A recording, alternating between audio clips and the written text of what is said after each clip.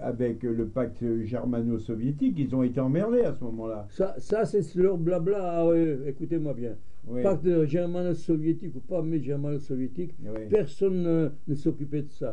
On savait très bien que l'URSS n'était pas avec les hitlériens et qu'il y avait quelque chose, certainement, une combine politique qui restait. Derrière. Ça tourne, mais oui, les communistes, les vrais communistes, ils ne sont pas si cons que ça, vous savez. Oui, oui, non, Ils sont bah, déjà, je voilà. connais pas. Voilà. Mais eux, pour la propagande, eux, ils sont là. Ils sont forts. Ah, le pacte, moi j'étais communiste et puis ça, j'entends sans arrêt partout. Tout le monde est dans l'affiche rouge, tout le monde a été résistant, mais en vérité, tu es un bidon.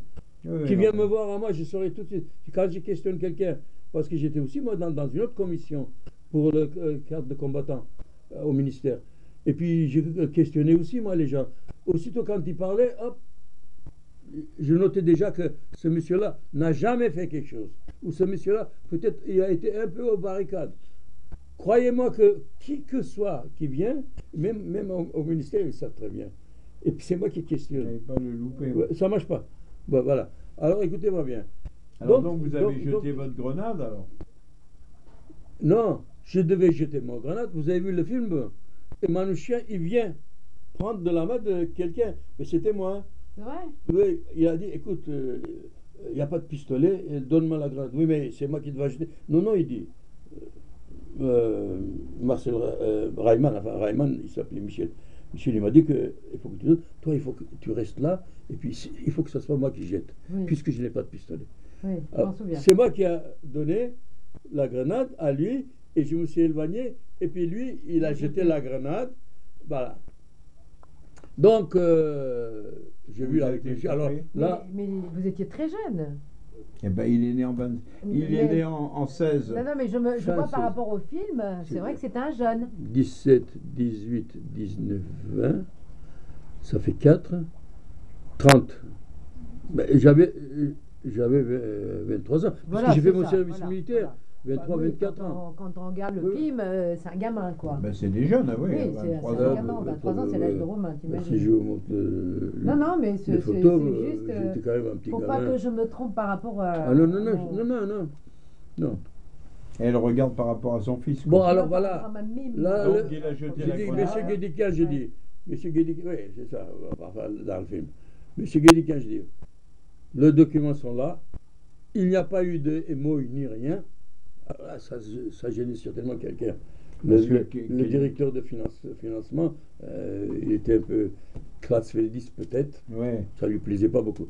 Je dis voilà, les documents sont là, c'est l'armée secrète, c'est comme ça, je donne la main, les dates, les machins. Non, allez, avec les dates et tout ça, je leur montre, j'ouvre là-dedans, tous ces livres-là, tous ces documents-là, ils étaient au milieu, je montrais ceci, cela.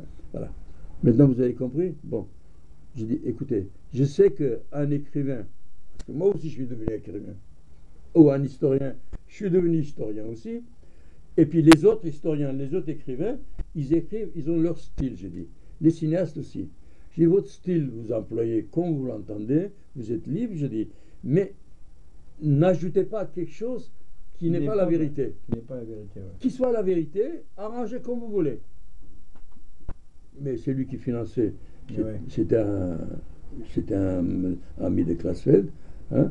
Voilà, il a dit il faut mettre ça, des choses qu'il ne fallait pas mettre, qui n'existaient pas. Par exemple, ils ont mis Krasuki, qui était avec nous là-bas. Vous avez vu dans le film Krasuki? Oui, oui, Mais Krasuki, il a jamais. Krasuki, fait la il était guerre. arrêté, un an avant l'affiche rouge. Et vous mettez là dedans. Oui, Pourquoi? Parce que le monsieur qui finance, il faut le mettre. On a mis Epstein, qui était rien. On met comme colonel qui était commandé sur Manouchian. Epstein n'a jamais été dans notre groupe. Il n'a jamais été colonel non plus. Vous comprenez des trucs comme ça. Voilà. Alors, Il était jeune, Epstein. C'était un jeune aussi. Ah Il non, s'appelait non. Jacques Epstein. non, non, non, non, non, non. Non. Non, Epstein, il avait 37 ans, lui. Il était polonais, lui. Oui, juif polonais, il a fait la guerre de... Non, mais c'est un homme Qui s'est courageux, battu. il a fait la guerre en Espagne. Voilà. Oui, non. C'est pas que je veux dire, mais on arrange, enfin bref, écoutez. Donc, alors. Ma lutte, vous comprenez maintenant la lutte, Oui, oui, pourquoi oui, je je- vieillis si vite? Oh, vous n'avez pas vieilli, Ah, hein. Vous êtes bien, vous avez C'est eu une peur. Hein. plaisanterie. Ouais, ouais. Alors, Ou alors c'est peut-être pour ça que j'ai vu beaucoup plus longtemps. ouais, voilà. ouais, Bon, non, il a non, mais pas- Alors c'est bien. écoutez, voilà, c'est une bataille jusqu'à Jusqu'au dernier jour. jusqu'en commentaire, je vais me battre. Je ne laisserai pas faire. Voilà, c'est pour ça que j'ai trois ouvrages à faire maintenant. Ben, c'est bien. Voilà. Alors, maintenant, revenons. Quand mes camarades ont été arrêtés, après 115 attentats, Eh oui, donc je sais, ouais. 3 généraux, plusieurs colonels, des groupes de 50, 60 ou 100 soldats, 2, 3 grenades, etc. 13 trains déraillés, des Ouais, trains ouais. militaires. Ouais, Hein. ouais, ouais. Ça, c'est pas n'importe quel train que déraillé. Bon. Et à peu près, moi, presque dans tout j'étais, puisque non seulement j'ai dû participer à des groupes, non seulement moi, aussi à mon tour, j'ai entraîné d'autres. Avant de rentrer, pour donner une matricule militaire, il fallait qu'il fasse un attentat. Preuve, ouais. Voilà. Oui, c'est pas n'importe qui est rentré. Je ne savais pas que vous étiez italien, vous ne savez pas que j'étais arménien, madame, on ne savait pas que c'était ceci, et on n'avait que des faux noms, on n'avait que des matricules, et puis on ne savait pas où vous habitiez.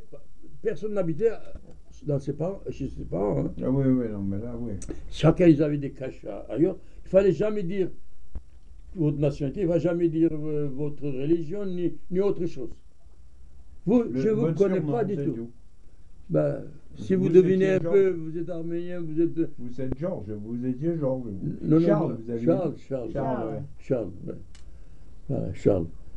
Alors voilà, et après, les camarades, quand ils étaient arrêtés, moi, j'ai eu une histoire.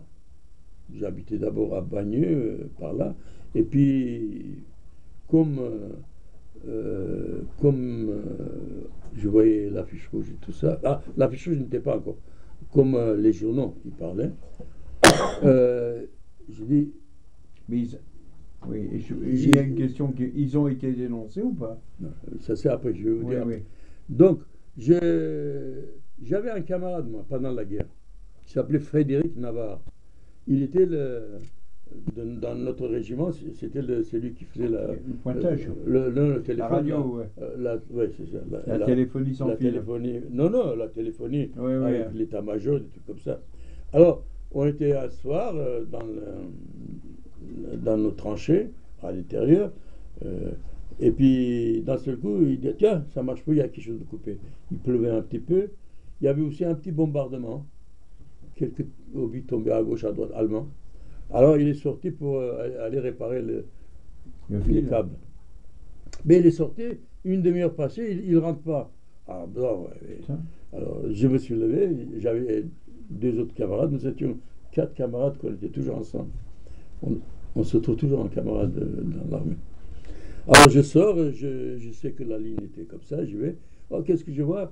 À 300 mètres plus loin, Frédéric Navarre, il était allongé, il était blessé au pied, il y avait un éclat d'obus qui était rentré. Oh, il dit, et puis il dit, je ne peux pas marcher. Bon, je dis, je vais t'amener. Bon, je l'ai pris, par le dos, avec un pied carré, tout ça, il marchait. Je l'ai amené dans notre abri. Bon, j'ai été voir le lieutenant.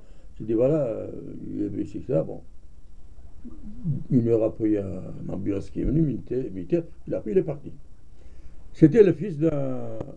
Un général, il y a eu le général là-bas. Non. C'était le fils de commissaire de police, pas commissaire de police, un inspecteur de police du commissariat de Montrouge. Ah ouais. Bon, c'est fini. La guerre est terminée, mais bon. Et puis moi, je rentre, donc démobilisé à Nîmes, je rentre à Paris.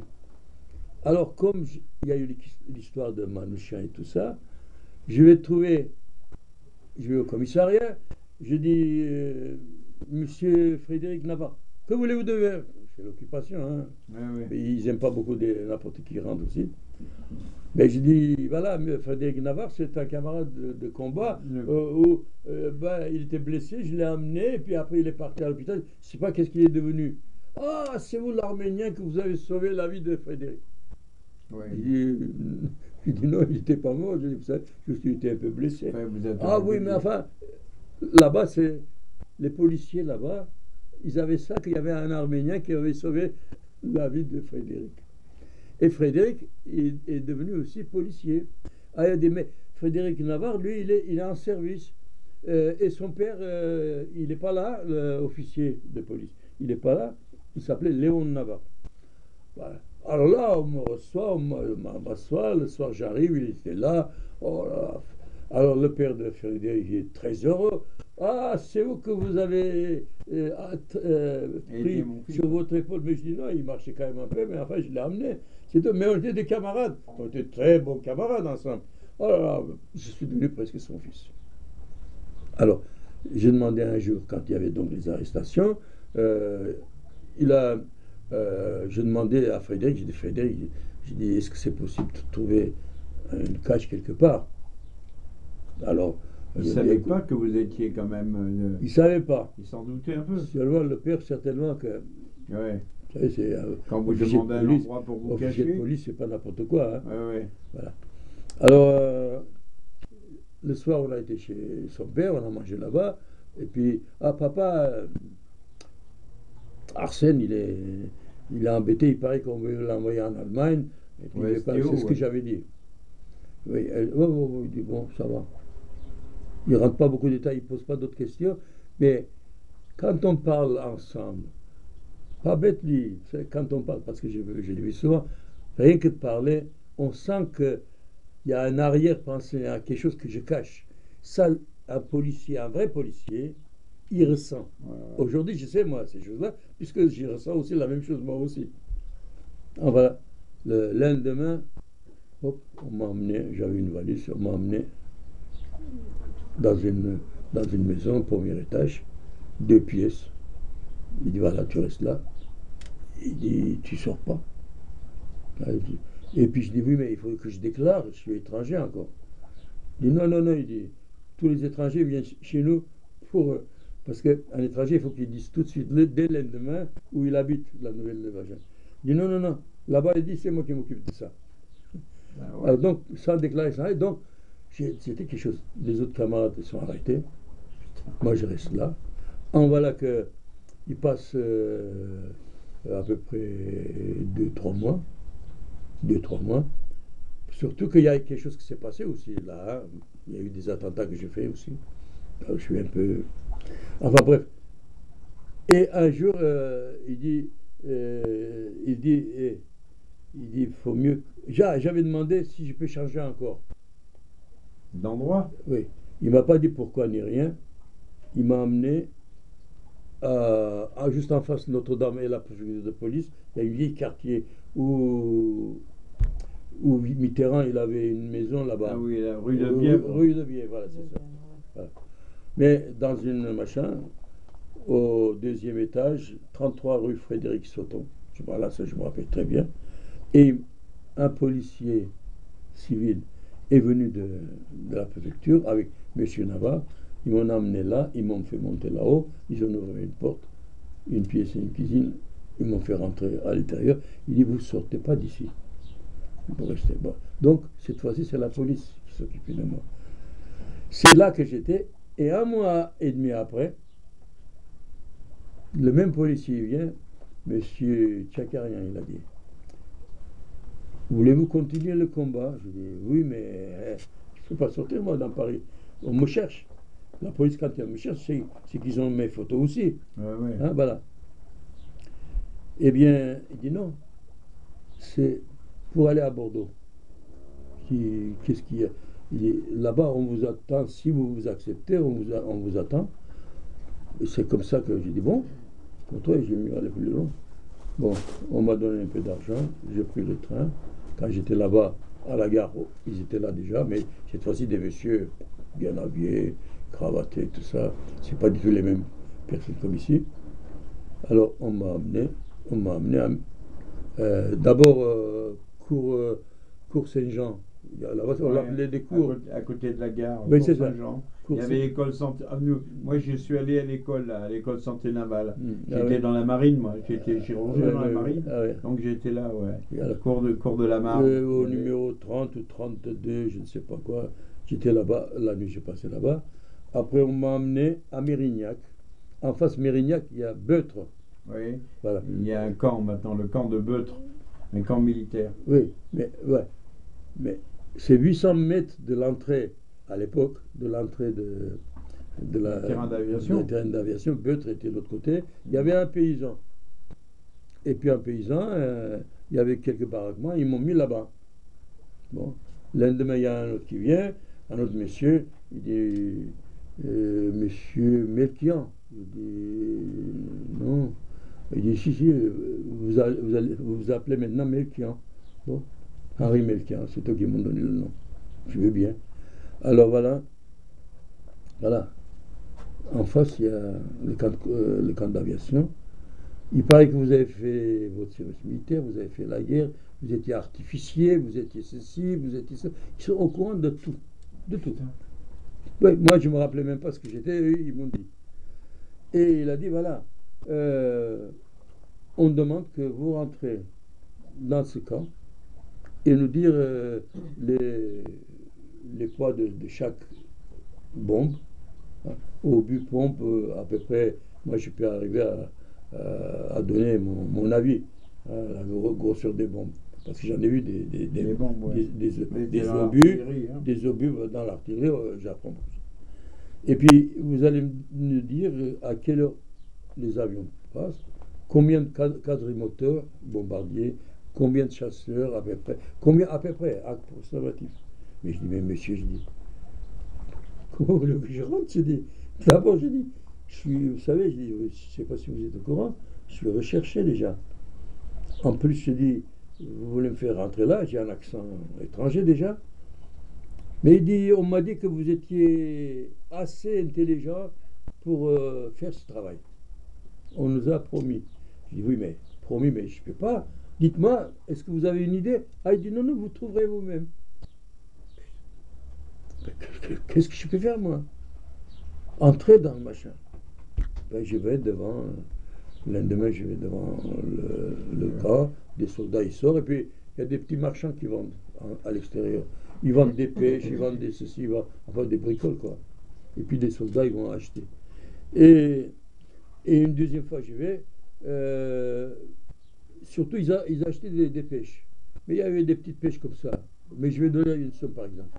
Admettons, mais oui. Donne-lui ce qu'il veut, même du whisky. Il paraît qu'il boit du whisky aussi. Non. Bonjour, messieurs, dames. Bonjour, madame. Ben, viens. Allô? Oui. Oui, demain. Il faudrait qu'on se voit un peu plus tôt. Professeur. Il faudrait qu'on se voit à 16h. Ah ben on peut y aller demain matin, mais... Alors voilà, c'est comme ça que je suis venu à Bordeaux. Alors vous avez vendu les pêches? Les pêches. Ces pêches-là, je vais donner un peu. Ils vendaient, admettons, 10 francs à l'époque, admettons, le kilo. Et c'est l'Arménien qui parle, il fait des affaires. Ah ben oui. Il les vend moins cher pour en vendre davantage. Et il va prendre des grosses pêches. Comment qu'il sait? Et parce que je suis italien. Ah bon. Les autres, ils vendent des petites pêches comme ça. Il dit, moi, je vais niquer les gars. Et je vais vendre des grosses pêches moins chères. Et voilà. Et c'est un moyen de gagner de l'argent. Et d'appâter un peu, de voir un peu, de jeter un œil. Non, mais ça ne se passe pas comme ça. Ah oui, alors. Je vais vous dire un peu comment, au fur et à mesure, ça a travaillé. Au fur et à mesure. J'ai que ça dans la tête, qu'est-ce que je peux faire? Puisqu'ils ont confiance en moi, je dis, c'est qu'ils savent que je peux le faire, c'est peut-être compliqué. Alors voilà. Et puis 3 jours après, je dis, mais monsieur, je ne trouve pas. Je dis, devant les machins, ils vendent des machins. Je peux toujours vendre peut-être des pêches parce que les soldats, ils achètent beaucoup de pêches. Et puis, aussitôt, ils commencent à manger avec la chaleur. Ah ouais. Voilà. Nous sommes début mai. Il faisait très beau. Alors, je dis, ben, je peux vendre des pêches, au moins je peux parler avec les Allemands. Hein. Les officiers, ils n'achetaient pas beaucoup, là. Mais enfin, ouais. Ben, il a dit, une bonne idée, il a dit. Demain matin, on vous amène des pêches. Énormes. Il y avait des pêches royales, des pêches Napoléon qu'on appelait, je ne sais pas quoi. Il y avait des trucs comme ça. Il y en avait un qui était jaune quand vous en avez la peau. Il y a des pêches de billes et tout. C'est bon ça. Et qu'est-ce que je vois Jacqueline, il faut une table alors ici. Hein. Une petite table, je mets. Ben, mets-la sur la table là-bas. En voilà que il y a un camion à gazogène, il vient devant ma baraque, et il y a combien de machins? Il y avait, je sais pas moi, 150, 200 cajots de pêche. Je dis, mais non, je dis, je demandais qu'on m'apporte 2-3 cages pour voir. Ah non, non, il m'a dit, on m'a donné l'ordre. Ah, j'ai dit non, vous voulez-vous que je mette? Alors j'ai pris 4, 5, 6 cajots, puis le reste je l'ai renvoyé. Et puis il y avait un petit triporteur qu'on a trouvé là-bas, puis je l'ai amené devant, et j'ai mis, au lieu de 10 par exemple, j'ai mis 5 francs par exemple. Et puis les autres, ils devaient gueuler, non? Oui, ça gueulait. Ils n'ont pas cassé la gueule parce que... non, ils ont relaté parce qu'il y a quand même des policiers, ah bon. des machins. Et c'est comme ça que, alors, ils me regardaient, il y en a qui disaient, il est avec les... Avec les Allemands. Avec les chleux, tout les ça. Collaborateurs. J'entendais de loin un peu. Et puis j'étais content. Tant mieux. Content d'entendre ça. Des officiers qui sont sortis, et puis les soldats, ils ont dit, Meine capitaine, c'est là, ils l'appelaient, ils sont venus, un capitaine et un lieutenant. Je me rappelle toujours parce que on est devenus amis après. Hans et Frank. Je me rappelle ce que j'ai oublié. Oui, Hans. Ils sont venus. Bon. Alors ils sont venus. Et puis j'ai commencé à parler un peu allemand quand même. Hein. Oui, à force. Je m'habituais. À force de leur jeter des grenades. Alors, ils m'ont acheté des achats, ils ont bâché. Oh là là, tout à l'heure. Lendemain, ils sont venus aussi. Alors là, il y a quelque chose qui m'a passé dans la tête. Dans la maison où on m'a gardé à Cour Saint-Jean, il y avait un Arménien qui était dans le même... situation que vous. Hein. Non, il était dans le même réseau que les autres. C'est pour ça qu'ils m'ont gardé là, sinon ils m'ont rien. Alors, lui, il vendait un peu au marché noir des bricoles pour se débrouiller, ou enfin, je ne sais pas, je ne rentre pas dans les détails. Je sais qu'il avait des bas de soie, du café, des choses comme ça. Des marchés noirs un peu. Oui, et puis il m'avait dit que si tu as parce que je l'ai vu une fois, il m'a dit si les Allemands ils demandent, tu diras oui, tu peux, voilà. Et puis là je vais fournir. Il était en machin avec les autres, il travaillait avec eux, mais je ne sais pas si c'était vraiment, il faisait du marché noir, mais il parlait l'allemand. Ah ouais, ah, lui, c'est un peu ça.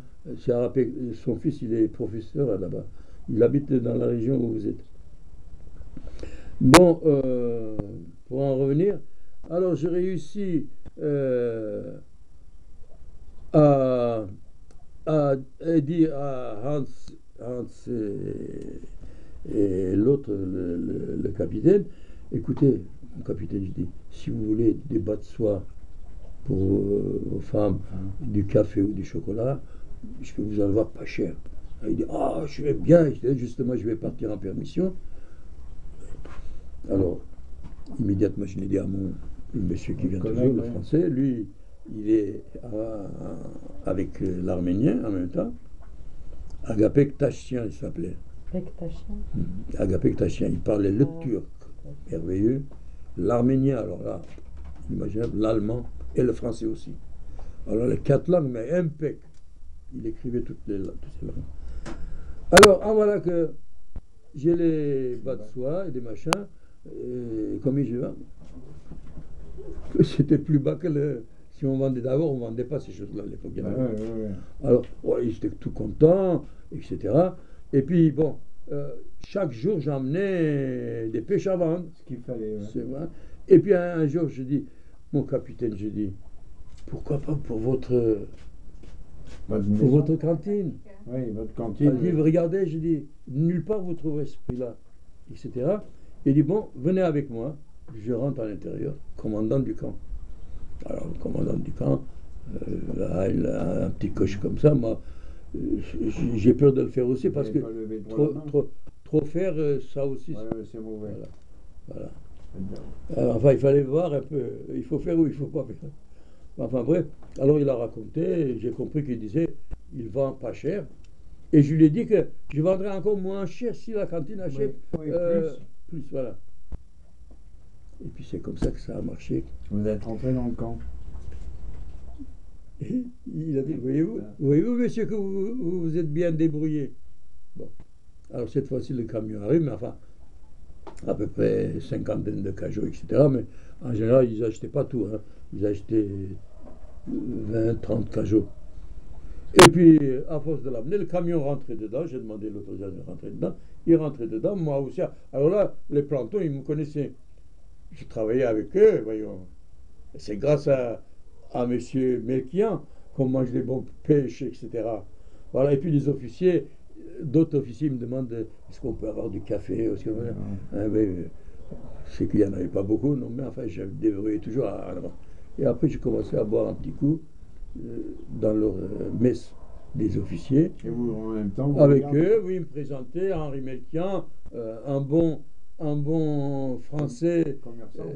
Non, un bon français, il ne disait pas hitlérien, mais enfin, qu'il aime beaucoup les Allemands. Nazi, ouais. Parce que je me faisais passer que j'adorais les Allemands, moi. Alors là, j'ai appris à jouer la comédie, là. Hein. Faucheton, oui. J'étais Faucheton, oui. Et puis voilà, j'ai vu les avions partir, les avions rentrer, et chaque fois je leur disais, et puis j'ai dit voilà, il y avait des bombes de 500 kilos, il y a de temps en temps 1000, des grosses, ils mettaient qu'une seule quand ils partaient avec l'autre. Ouais. Voilà, ben, à l'époque, à Hélice, oui, ils ne pouvaient pas, peut-être. Et puis voilà, ils voulaient savoir quel côté qu'ils allaient. Alors quand je disais qu'ils n'allaient pas vers l'Angleterre, ils descendaient vers la Méditerranée, vers Malte, etc., Gibraltar. Non, il dit, ils vont là-bas, mais ils tournent de plus loin pour aller de là-bas. Parce que, il m'a dit, si l'avion aussi, il va devoir directement, de là-bas, ils vont entendre les radars tout de suite. Parce que si les radars, ils sont de plus loin, ils vont croire que... Voilà. Je sais pas. Enfin, bref, je ne connais pas beaucoup dans l'aviation. Ouais. Mais voilà, alors j'ai expliqué. Une fois même, un avion est venu en descendant juste. Parce que dans les Landes, là, Mérignac, il y avait plein de pistes dans la forêt. On l'appelait les Landes, hein, c'est ça? Ah oui, c'est les Landes, c'est le bois des Landes. Hein, et puis voilà, il se cachait dans le fond, à 1 kilomètre, 2 kilomètres, 3 kilomètres plus loin. Il était éparpillé. Bon, ben, j'ai donné tous ces renseignements, tout ça. Et en voilà que nous sommes au mois de juin, début juin. Mais quelle année? 30e. 44? 43? 44, oui. 44, oui. Et puis, je suis, alors là, fin mai, début juin. Je suis sur la terrasse du balcon de la baraque. Il y a des Allemands aussi, il y a même des soldats italiens qui avaient la révolution en Italie. Et puis, il y a des fusiliers marins italiens, comme moi, dans les baraques. Et puis, comme ça, il faisait beau, à peu près, il était 5 heures du soir, mais à peu près comme ça, là. Et qu'est-ce qu'il y a? Moi, j'étais là, j'entends. Et puis, j'avais fourni le matin les pêches. Dans ce coup, je vois les forteresses volant. Mais les Anglais. C'est américain. Ouais. Et je vois en même temps, sur les Landes, là où les avions prenaient, il y a un feu là-bas, un feu là-bas, un feu là-bas. Comme je suis artilleur et je connais les machins, des repères de ces triangles, ça veut dire quelque chose, parce que nous, l'artillerie aussi a des avions, tout ça. On avait des comment on appelle ça? Enfin, transmission. Ouais. Je dis, mais ça, c'est quelque chose, mais enfin, je ne pensais pas. Et quand j'ai vu les avions, je dis, merde, les avions, ils viennent, et puis alors, ils commencent, ils bombardent. Un tapis de bombes. Ah oui. Ils s'en vont, il y en a une autre encore, une dizaine, 7 ou 8 qui arrivent à une autre vague, il y en a une troisième vague, il y a eu des bombes même qui sont tombées à côté de nos baraquements, mais heureusement que j'avais fait une tranchée. Les paysans, moi, des Allemands, tout ça, on était tous dans mes tranchées. Parce que j'étais spécialiste de tranchées aussi, oui. Ouais. Ils tombaient. Enfin bref, le bombardement s'est passé. Bon, ils sont partis. Ils sont partis. Ils ont détruit beaucoup d'avions, quoi. Je ne sais pas, je ne demande plus rien. Je vends même plus de pêche maintenant, il n'y a plus rien. Ah ouais. Ils ont tout démoli. mon commerce est foutu. Ah ouais. Mais moi, j'ai senti déjà, je dis, ces machins-là, c'est certainement que moi, j'ai participé certainement à ces choses-là. Enfin, je pense. Ben oui. J'ai l'idée que. Et les renseignements, Je donne des renseignements, j'ai dit d'autres aussi, ils ont fait peut-être des renseignements. Ouais. D'autres, ils ont allumé les feux, etc. Ah oui, ils ont fait des. Donc, il n'y avait pas moi seulement, il y avait d'autres personnes qui travaillaient aussi là-dessus. Alors, pas tout de suite le lendemain, mais le jour d'après, le monsieur qui est venu toujours avec moi, il me voyait, il me dit, Monsieur Melchior, je dis, on vous appelle à Paris. Je lui dis, pourquoi? Il paraît qu'on a besoin de vous là-bas. Il paraît que vous êtes spécialiste des maquis, tout ça. Ah bon, oh là là, Paris, venez à Paris, moi, j'aime pas Paris maintenant. Hein? Enfin bref, on m'a donné l'argent aussi. Ah,